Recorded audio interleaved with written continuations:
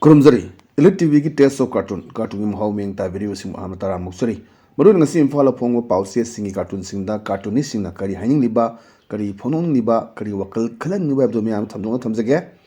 Arm lakho jage sanga express ki onthok pani da sida. Imbiyam phajaba wahan thole ba cartoon ni sanani wainare kawani.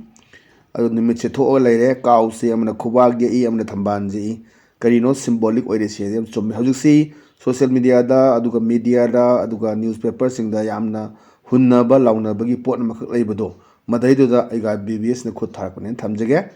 man haining si kari haina numit ani si waina leibane amna thambal je amna khoi khubag ge ji kaw ani se ada man haire yare waina virenu bot maya do ina waina viro Kanaroi animak center na yok pangakta ni asuk kuibasi masagi lam boundary phawba khajin mangamdrabani praja miyam su adu mangai bot maya da dum pangthakini na yam phajaba pone hauji social media da karida launaba sengdoknaba hanagi chief minister aduga hauji leiba MP congress ki ga an launabagi mamangda mu haikiba adu matungda kwai faster MP na mu haiba adu matungda mu hanagi XM na mu Hairakpa adi manang amu press conference toroga sengdokwa masi wasi pra koi social media da karida wai chairaga leibani adai dang sagi ega BBS na cartoonist na khalak buduna adumba khanaba chena budu tobiranu habi apel amakak towa poni anu bhot maya do tongnabiro haji siam waba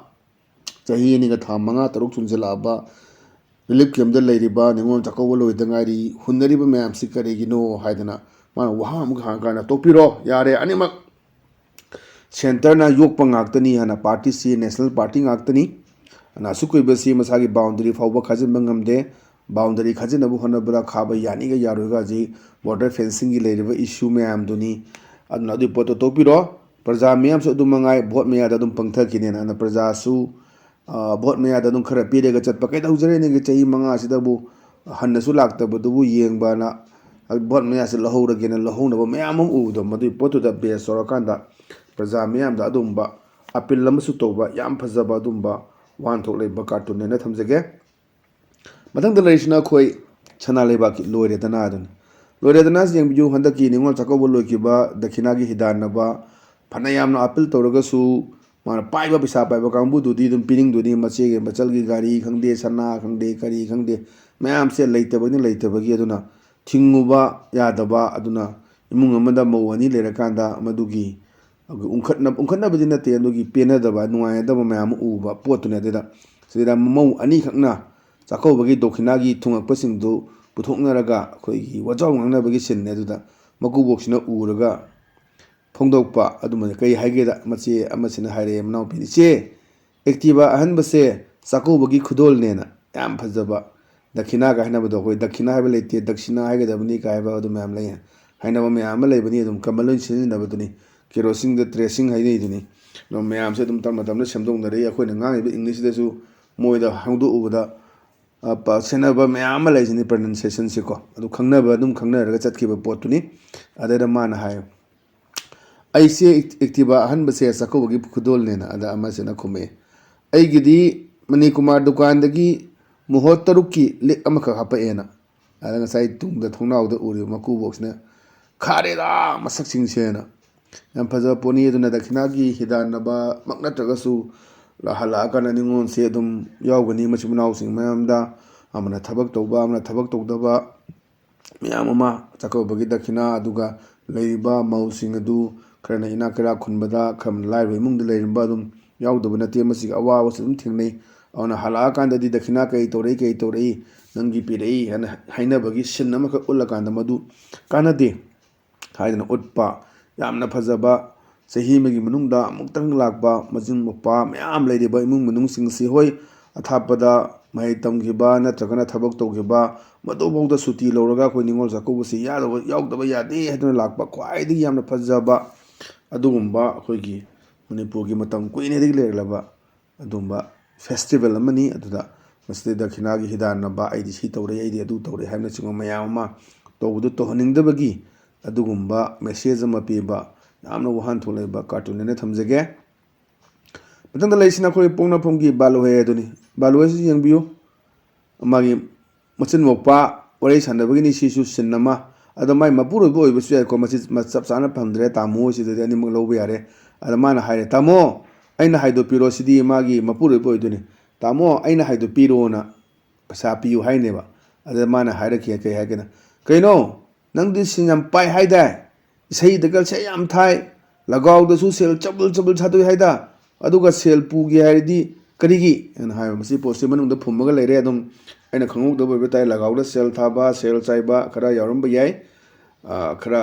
ꯑꯩꯈꯣꯏꯒꯤ ꯏꯂꯦꯛꯇꯦꯠꯂꯥ ꯅꯠꯇ꯭ꯔꯒꯅ ꯈꯔ ꯌꯩꯇꯣꯡ ꯈꯝꯗꯣꯡꯕ꯭ꯔꯥ ꯈꯔ ꯌꯥꯎꯔꯝꯃꯅꯤ ꯍꯟꯗꯛꯀꯤ ꯗꯤꯋꯥꯂꯤꯗꯗꯤ ꯌꯦꯡꯕꯤꯌꯨ ꯄꯩꯁꯥ ꯊꯥꯔꯤ ꯃꯌꯥꯝꯗꯣ ꯂꯨꯄꯥ 5,000 ꯊꯥꯕ 10 ꯊꯥꯕ ꯌꯥꯝ ꯌꯥꯎꯏ ꯃꯅꯤꯄꯨꯔꯁꯦ ꯂꯥꯏꯔꯔꯦ ꯂꯥꯏꯔꯦ ꯂꯩꯇ꯭ꯔꯦ ꯀꯥꯏꯅ ꯃꯗꯨꯒ ꯂꯩꯕꯖꯥꯠ ꯅꯠꯇꯦꯀꯣ ꯍꯟꯗꯛꯀꯤ ꯗꯤꯋꯥꯂꯤꯗ ꯇꯧꯈꯤꯕ ꯃꯌꯥꯝꯗꯨꯅꯤ ꯗꯤꯋꯥꯂꯤꯗꯒꯤ ꯍꯧꯔꯒ ꯅꯤꯉꯣꯜ ꯆꯥꯛꯀꯧꯕꯐꯥꯎꯗ ꯊꯥꯒꯤ ꯇꯣꯂꯣꯞ ꯐꯪꯖꯔꯒ ꯆꯥꯛꯀꯧꯅꯕ ꯄꯨꯔꯛꯄ ꯇꯣꯂꯣꯞꯇꯨ ꯂꯣꯏꯅ ꯗꯤꯋꯥꯂꯤ ꯊꯥꯗꯣꯛꯈꯤꯗꯅ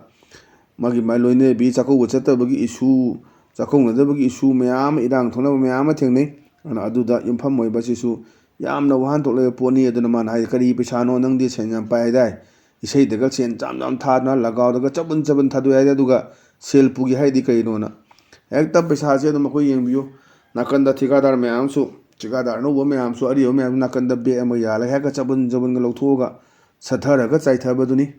ꯑꯄꯥꯏꯕ ꯀꯥꯡꯕꯨꯅ ꯈꯔ ꯄꯥꯏꯕ ꯄꯥꯏꯗꯕ ꯀꯥꯡꯕꯨꯅ ꯑꯗꯨꯝ ꯄꯥꯏꯍꯧꯗꯕ ꯑꯗꯨꯒꯤ ꯁꯤꯟꯗꯨꯅꯤ ꯑꯗꯨꯅ ꯁꯤꯁꯨ ꯌꯥꯝ ꯐꯖꯕ ꯋꯥꯍꯟꯊꯣꯛ ꯂꯩꯕ ꯀꯥꯔꯇꯨꯟꯅꯦꯅ ꯊꯝꯖꯒꯦ ꯃꯊꯪꯗ ꯂꯩꯔꯤꯁꯤꯅ ꯍꯨꯌꯦꯟ ꯄꯥꯎꯒꯤ ꯑꯁ ꯂꯣꯏꯔꯦ ꯍꯥꯏꯕꯗꯨꯅꯤ ꯁꯤ ꯀꯥꯔꯇꯨꯟꯁꯦ ꯃꯃꯥꯡꯗꯁꯨ ꯌꯥꯎꯈ꯭ꯔꯦ ꯑꯗꯨꯝ ꯍꯣꯏ ꯑꯗꯨ ꯁꯨꯝ ꯆꯤꯟꯅꯕ ꯊꯕꯛ ꯆꯤꯟꯅꯕ ꯀꯔꯤ ꯀꯔꯥ ꯑꯣꯏꯕꯒꯤ ꯑꯗꯨꯝ ꯍꯥꯄꯛꯄꯁꯨ ꯑꯣꯏꯕ ꯌꯥꯏ ꯃꯃꯥꯡꯗ ꯌꯥꯎꯈ꯭ꯔꯕ ꯑꯅꯤꯔꯛ ꯑꯍꯨꯝꯂꯛ ꯌꯥꯎꯈ꯭ꯔꯦ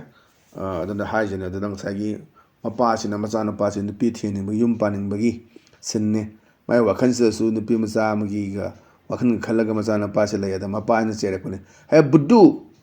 ꯅꯌꯨꯝ ꯄꯥꯅꯤꯡꯗ꯭ꯔꯕ꯭ꯔꯥ ꯅꯃꯥꯟꯅꯕꯗꯤ ꯁꯪꯒꯣꯏ ꯂꯨꯀꯣꯏ ꯇꯦꯛꯅꯔꯦ ꯍꯥꯏꯅ ꯌꯨꯝ ꯄꯥꯜꯂꯣ ꯁꯪꯒꯣꯏ ꯂꯨꯀꯣꯏ ꯇꯦꯛꯅꯔꯦ ꯁꯤ ꯊꯥꯏꯅꯒꯤ ꯁꯪꯒꯣꯏꯁꯤꯡꯁꯤ ꯑꯩꯈꯣꯏ ꯁꯦꯝꯖꯤꯟꯕ ꯈꯣꯠꯆꯤꯟꯕ ꯃꯌꯥꯝ ꯇꯧꯕ ꯑꯗꯨꯒ ꯌꯨꯝ ꯁꯥꯟꯅꯕ ꯍꯧꯔꯛꯄꯗꯅ ꯑꯩꯈꯣꯏ ꯄꯥꯛꯊꯣꯛ ꯆꯥꯎꯊꯣꯛꯄ ꯑꯗꯨꯝ